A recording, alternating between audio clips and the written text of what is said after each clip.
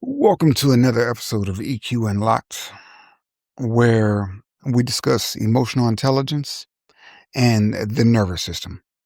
So today we're going to talk about something very important, and it's something that honestly a listener sent me an email about, and I'm just I'm really appreciative. I'm really appreciative of you know this person reaching out. And in the email, they talked a lot about fear and how fear ran and controlled their life. And so that's what we're going to talk about today when fear runs your life. So, fear is not just an emotion. When left unregulated, fear becomes a decision maker. It shapes relationships, careers, identity, addiction, avoidance, aggression, people pleasing, isolation, and self sabotage. In this episode, we're going to talk a lot about that fear. We're going to talk about the way it kind of comes out and a little bit more about regulation, awareness, and choice, and how to attain regulation in moments of fear. Let's get into it. So, some people think that fear looks like panic, but fear can also look like control. It can look like overworking. It can look like perfectionism. It can look like isolation. It can look like anger. It can look like addiction. It can look like control. It can look like staying in toxic relationships. It can look like never taking that shot. It can look like never leaving that job. It can even look like never saying what you really feel. Fear doesn't always scream. Sometimes it quietly builds your entire life around avoiding pain. And so the scariest part of that is that most people don't even realize fear is what's running the show. And so, as I mentioned at the onset, a young lady reached out to me regarding this situation and regarding her fears and, how fear had had such a great impact on her life. And full transparency, this person played a major role in my life. And so it was really nice to know that she had been listening. And it was even nice to know that my words had been helping her and that growth was clearly taking place. And so that's one of the many reasons it was so important for me to go into this subject. So often we don't think about this, but fear is actually a nervous system experience. See, fear is not a weakness. Fear is a physiological survival response. It's the fight, it's the flight, it's the freeze, it's the fawn. So when the nervous system becomes dysregulated long enough, fear actually becomes your baseline. And what does that mean? That means you operate from fear. I won't go here because I'm afraid. I won't speak out because I'm afraid. I'm going to keep these people in my life because, well, even though I know they're not necessarily the best for me, it's better than being alone. Right. And I'm going to fight everybody because if I fight everybody, then nobody's going to take advantage of me. Nobody's going to get over on me. Right. Or I'm going to run from all my problems. I'm going to run from every situation that threatens me. Or I'm just going to stand here and say nothing because that way I get to stay invisible. I'm sure you can see by now how fear can definitely play into your life. And some fear is healthy, but we'll get into that a little bit later. So some other examples of fear that we don't really normally connect the dots to is hypervigilance. It's overthinking. It's needing constant reassurance. It's emotional shutdown. It's rage reactions. It's constant anxiety. It's avoidance. It's controlling behaviors of others. All of that originates with fear. And long story short, as you know, I wouldn't be talking about it if I hadn't experienced it. And so what that comes down to is that once I could recognize that all these things, this fear was driving so many of my behaviors, I then had to accept that fear and then work through it strategically and purposefully. But long story short, if our nervous system believes the world is unsafe, our behavior will reflect survival rather than freedom. And so the question is, where does this come from? Where do these behaviors, where do these thoughts, where does this deep sense of internal fear actually come from? I can remember my dad, even up to just a few years ago, he would be talking to my mom about me, or he would be talking to me about a trip I was going on or whatever. And he would say, man, you ain't afraid of nothing, are you? You just go out there and just do it. And I laughed and I chuckled because it was a sense of pride, right? But the truth is, it was exactly the opposite. I was doing all these things because I was afraid. I was afraid to sit still. I was afraid to become complacent. I was afraid that if I stopped trying, then I would be like so many other people I knew who had great skills and talents who never got around to actually utilizing them. And so fear can come from a multitude of places. It can come from childhood unpredictability. It can come from abuse as adult or as a child. It can come from neglect. It can come from shame. It can come from rejection. It can come from abandonment. It can come from chaos within your household, right? Fear can come from a billion different angles. And the truth of the matter is that no matter where it comes from, if fear is driving your behaviors, well, you're cheating yourself, or at least you're being cheated. But to really understand that, we have to look at what fear actually costs you. You see, fear is one of those silent killers. It steals relationships, it steals opportunities, it steals authenticity, it steals peace, it steals purpose, it steals intimacy, it steals confidence, it steals integrity. And again, I've experienced all these things. Hell, some of these signs, some things I've experienced inside the other, right? I've lost opportunities because I was afraid to be authentic. I've lost peace because I was afraid to speak up. I lost intimacy because I was afraid to stand on what I knew was right. I lost confidence because I didn't stand on what was right. So you see how this is just a waterfall, right? And so simply by acknowledging those fears and truly acknowledging those fears, not just saying, "Oh yeah, I'm afraid of this thing," and brushing it off, but to truly stand in that fear and to send that email and to express those honest feelings. That's where you begin to take your power back. You see, fear says don't speak up. Fear says don't trust anyone. Fear says don't even try because you might get hurt. Fear says stay small. Fear says don't fall. Fear says don't let them see you. Fear says control everything so you don't get hurt.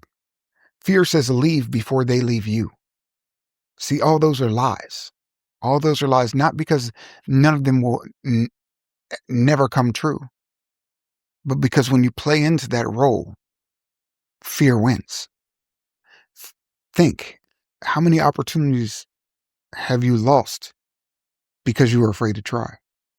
How many relationships of yours have suffered because you were afraid to be honest? How much have you given up by trying to control things that weren't in your control at all? You see, fear convinces people they're protecting themselves while slowly destroying the life they actually want. And you might be asking yourself, well, how is that even possible? What does that even look like? And it looks like self-betrayal.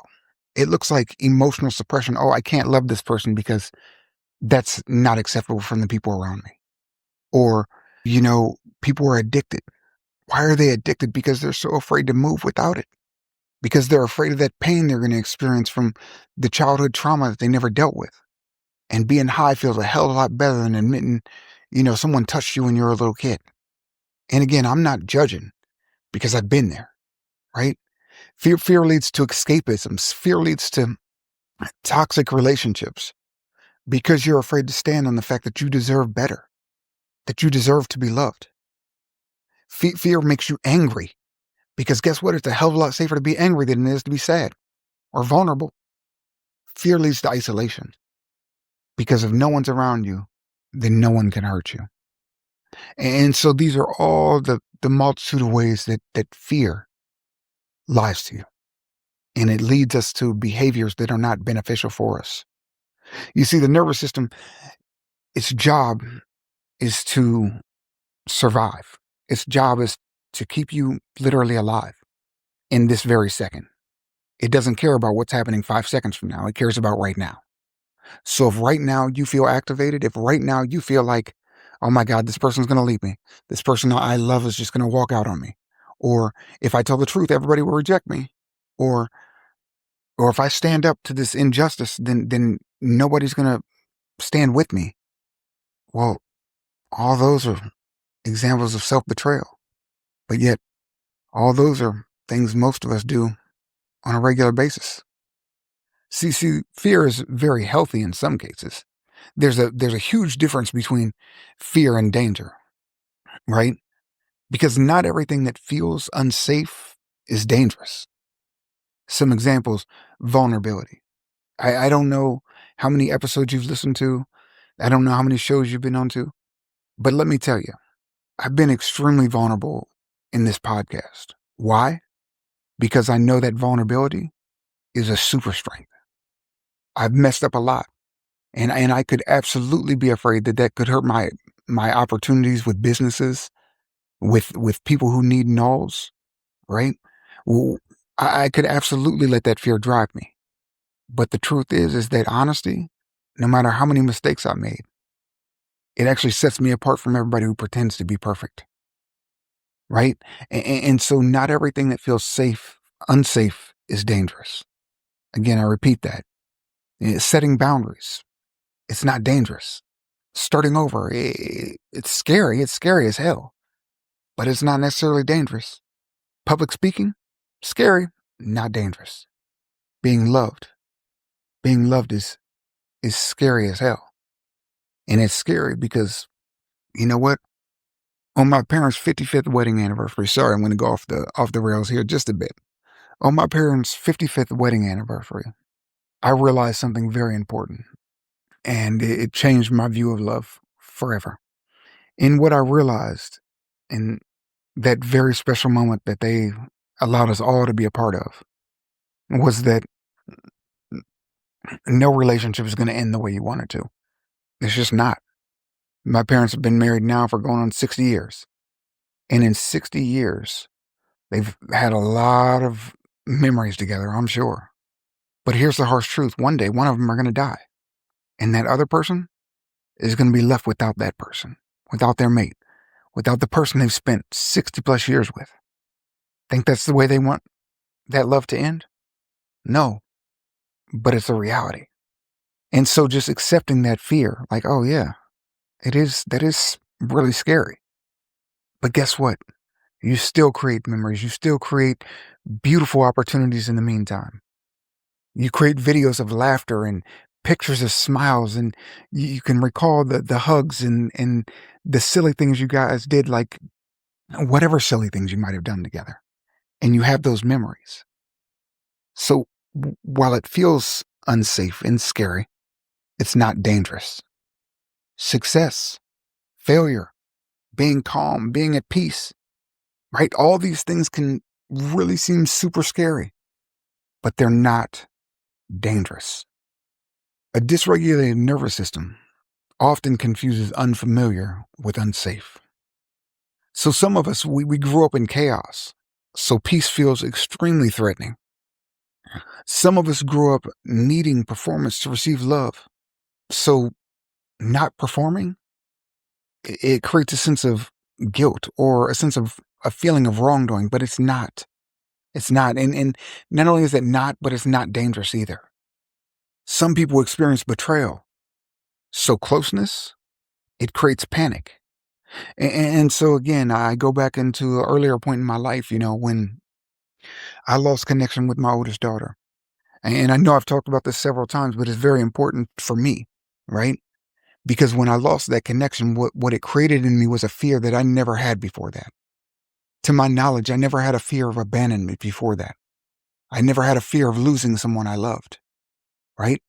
But when I lost her, well, when I lost my connection with her, it created this fear in me that I would fight hell and high water to make sure I never experienced again. And that fight, that fight cost me lots of pain. And more importantly, It caused the people I loved lots of pain, and I wasn't even aware of it. I had no idea until I became regulated. And so regulation changes fear, right? Regulation changes your relationship with fear. And so I talk about this regulation thing all the time. And what do I mean? I mean you take control over your nervous system rather than letting it take control over you. So when you face those tough situations, when you face those conversations you don't want to have, when you face those feelings of loneliness, when you face whatever, when you face that feeling of nobody loves me or I'm all alone or whatever, just know that you don't have to be. Know that some of that is very possibly old wiring that you just haven't corrected yet. And so, yes, I'm going to talk about breathing through the activation. Yeah, absolutely. Because some things can be solved through breathing. A lot of things can be solved through breathing. But a lot of things can be, you know, you can incorporate regulation into your life by grounding yourself too. And for those of you who don't know what that means walking outside barefooted or literally leaning against a tree. And there's scientific data to uh, prove what I'm saying. But at the end of the day, right? The truth of the matter is, at the end of the day, the truth of the matter is that you have to regulate through activation. What's that going to do? That's going to help you to slow your reactions. That's going to help you to stay present in those really tough moments where you just want to lash out or you want to run or you want to hide, right? It's going to allow you to stay present, to feel those tough emotions and to not run so that you can train your nervous system to say, oh yeah, we can handle this. To feel your emotions without obeying them, to return to your baseline faster, to teach your body safety. You see, courage is not the absence of fear. Courage is regulated movement while fear is still present. And so, some other tools that you can use to make this happen. You can do the breath work like I'm talking about. I always talk about it. 4 in, hold it for 2, 6 out. 1, 2, 3, 4 in, hold it for 2 seconds, and then 6 seconds out. And it's uncomfortable, especially if you're not used to using it. But guess what? Without air, you die. So wouldn't it make sense that controlling your breathing could have a greater impact on your life than just doing it haphazardly? Walking, naming those emotions, really calling them for what they are. Wait a minute. I'm not angry right now. I'm afraid. Exercise, journaling, right? All these things are incredibly powerful. Structured exposure, safe connection, getting enough sleep, how you eat. All these things have a major impact on the way you live your life, on the way you move through life. And so the good news is that you can retrain your nervous system through repeated regulation. You can train your nervous system by continuously creating regulated experiences. You have that power. I know you do because that's why I created Nulls, to help people do just that, to turn these stressful situations that we face day after day after day into your superpower. Because just imagine what your life would be like if that thing that makes you afraid or makes you angry or fires you up or makes you make silly decisions. Imagine if that could be your superpower. Imagine if you could go through the most scary moments in your life knowing that you can handle it. What would that do for you? And that's why I create the null systems to be individualized. That's why I don't mass produce it, because everybody's different. So everybody has a different way of operating. And yeah, I could make a lot more money if I just, you know, mass produce it. But mass producing isn't going to help people the same way that producing it individually will. And so here's the next problem. And here's a problem for a lot of people. Fear becomes identity. After years of survival, people begin identifying with their fear. So some examples of this is I'm just anxious, or I'm just angry, or I'm just avoiding, or I'm broken, or that's just who I am. That's nonsense. That is an absolute lie we tell ourselves to not do the work. It's to keep our brain comfortable. It's to keep our ego safe. That's why we tell ourselves these lies. So yeah, you might be anxious. You might be anxious, but that's something believe it or not, you have a lot more control over than what you may realize. Yeah, you might be angry, and you might be justifiably angry, but that doesn't mean you have to react to that anger. You can control it. And matter of fact, not only can you control it, but you can completely neutralize it. See, survival patterns are not identity. They're simply adaptations. In other words, the things that you learned to survive, you just adapted them to every other area of your life. That doesn't make them beneficial. It actually just makes them easy. So the nervous system learned fear. And so what that means is it can learn safety too. And so here's the final truth. Fear will always speak. The question is whether fear is your advisor or your master. You have some awareness around fear. Now we have to regulate. Now we have to gain awareness around your specific fears. And then you can choose differently. Every time you breathe instead of explode, every time you stay instead of run, every time you tell the truth instead of hiding, every time you move toward discomfort with regulation, you're teaching your nervous system that survival is no longer the only option. Your experiences shaped your nervous system, but your actions can reshape your future. Regulation, awareness, choice.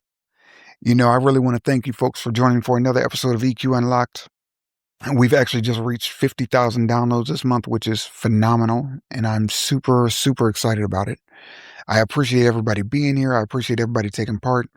Please like, share, subscribe, follow, give me feedback. I know we've had some things going on, and I really appreciate the continued support. I truly, truly appreciate the continued support. And, it's really amazing what happens when you use emotional intelligence to take control of your nervous system. With that, my friends, I bid you adieu. Be amazing. Be you. As this episode comes to a close, take a moment to notice what stood out for you. Emotional intelligence isn't about having all the answers. It's about building awareness, understanding yourself and the people around you, and choosing how you respond, especially when things feel difficult. Growth happens through reflection and practice, not pressure or perfection. If this conversation supported you, consider sharing it with someone who may benefit from it as well. To explore more tools and resources around emotional intelligence and personal development, connect with EQ Unlocked and Knowles. Until next time, remember, better awareness leads to better choices, and better choices lead to a better life. This is EQ Unlocked.